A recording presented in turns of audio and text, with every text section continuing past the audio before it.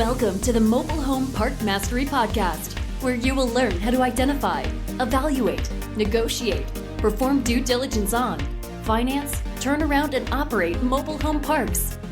And now, here is your host, the fifth largest mobile home park owner in the United States, Frank Rolfe. In the film Talladega Nights, Ricky Bobby, which is Will Ferrell's character in the movie, his father tells him, if you're not first, you're last. And he lives his entire life based on that illogical comment that there's only one thing. If you're not first, you're last.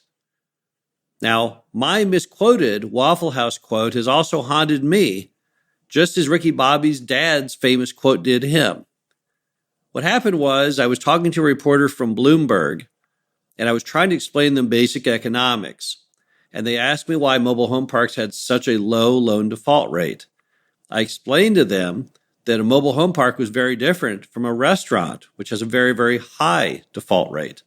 And the reason is, in a restaurant, every day you open the doors and you don't know if anyone will come in. But in a mobile home park, if it was a restaurant, it would be like a Waffle House where the customers are chained to the booths. Therefore, you know precisely every day when you open the doors how many customers you will have and what your revenue will be. I didn't think of it much at the time because I thought it was a pretty good analogy for someone with no business experience to help them understand the various concepts of risk and revenue and banking. But it then made it into the article on mobile home parks, and forever after, I've been haunted by the idea that all mobile home park customers are chained to their booths. This Frank Rolfe, the Mobile Home Park Mastery podcast series. Today we're going to be talking about why our residents are actually not chained to anything, and why they are always free to leave, free to do whatever they would like, and additionally why the media can't stand this fact. Well, let's assume you live in a mobile home park, and you live in a mobile home, and you own that mobile home, and you don't want to live there anymore. Maybe you don't want to live there anymore because you want to move. Maybe you don't want to live there anymore because you were living there with your spouse and you've gotten divorced. Maybe you don't want to live there anymore because you need to go into assisted living, or maybe you just don't want to live there anymore because you just don't like it anymore. So then what are your options? Are you truly chained? Can you just not even leave your home? Do we have the door chained shut? No. You have basically three options in that case. Option one, you can sell your home. You always have the complete freedom to sell your home to anyone you like. So there's option one. Option two, you can rent your home. If you can't find anyone to buy it, well, then rent it to someone. Option three, if you don't like living in that mobile home park and think you'd be happier elsewhere, you can go to the owner of the mobile home park that you prefer and have them pay to move you, typically free of charge, from the mobile home park that you hate so much to theirs. And as long as you're not guilty of not paying the rent and having evictions, and if your home looks decent, they'll pay to do that. We do that all the time. We do at least 100 of those per year. And it's free. So what are your options again? Well, you can sell your home, you can rent your home, or you can have another park owner move your home for free. So what's it all mean? It means you have every possible option. You are in no way chained or handcuffed to anything. So why does the media make so much of my stupid Waffle House quote? It's because, for some bizarre reason, they don't understand our business model, number one. We don't want to be in the home business. We never have. Park owners have no interest in the mobile homes. We only have interest in the lot rent. The lot rent is real property, but the homes are personal property. Our cap rates, our lending, all stems from real property income and expenses.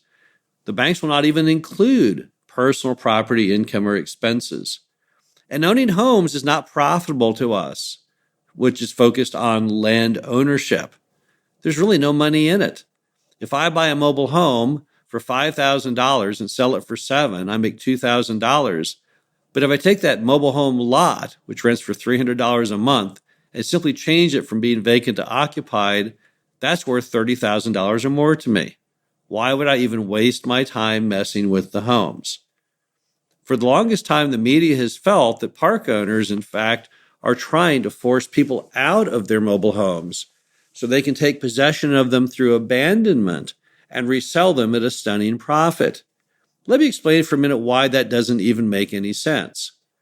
If you are paying your rent in the mobile home park, and I suddenly wanted to force you out, which I don't know how you could force anyone out, but I guess the media believe it's because I could raise the rent so high you couldn't afford it.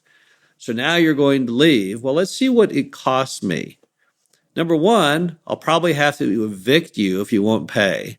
And that can take months of time and legal cost and court cost. And then I'll ultimately have to go ahead and take other necessary steps with the constable to have you removed from the home.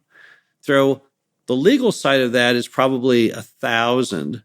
The loss of income side of that, based on a lot rent of, let's say, $300 a month, is about another $1,000. So I've got $2,000 in it at this point in the movie. And now let's assume I ultimately take your home through abandonment after you leave. Well, let's tack another 3 months on there. And let's tack on another $2,000 of legal. So now I'm in at the tune of about $3,000 legal and court costs, another $2,000 in loss of income. Now I'm $5,000 in. Now, if I then try and remodel your home, which costs an average of $4,000, I'm now $9,000 in, but that isn't even still the end of the movie. Now I have to run the ads, show the home, find someone to take it, and pay sales commission. And when you add it all together, I'll be lucky if I get offered $10,000. Now, otherwise, if your home is of no value and I have to demolish it, then I'll be out $2,000 to demolish it. So I'm looking at between $7,000 and $10,000 out of my pocket if you run off and leave your home. Do I get $7,000 or $10,000 back? No, I don't get that. We take a loss almost on every home like that we ever do. So what have I really accomplished here? Do I get more lot rent? No, I don't get any more lot rent. I get the same lot rent from the next customer that you were paying. So I have no logical reason why I would ever want to take possession of a home unless I had to. I have no interest in the homes at all. Now, this seems very confusing to the media because for some reason they believe that mobile home parks are all about the homes.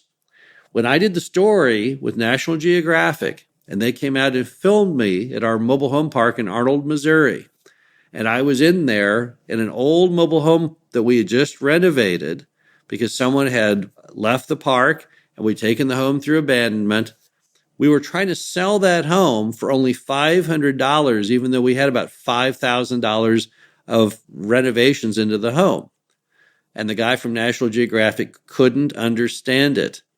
He didn't know why I wasn't trying to sell it for $10,000. I explained to him there was no market for that.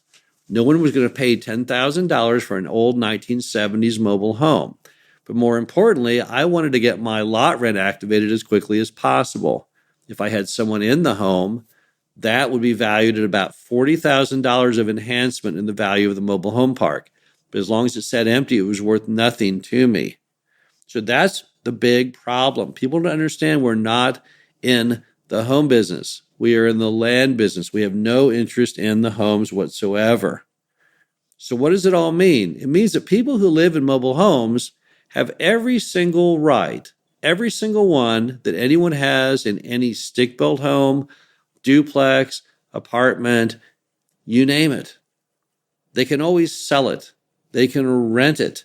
They can do an organic move. They always have complete freedom of choice. So the entire argument that they can't, that they are somehow chained to their booth, is as stupid as Ricky Bobby's dad saying, "Son, you're either first or you're last."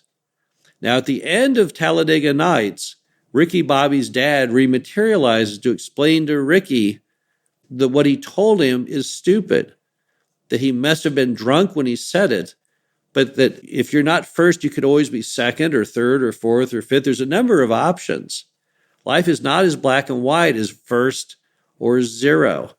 And I'm just kind of hoping here at some time in the mobile home park industry, the media can grasp the same idiocy of being chained to a booth. Now, that doesn't mean that my economic parallel for the Bloomberg reporter was wrong, because it's still very accurate.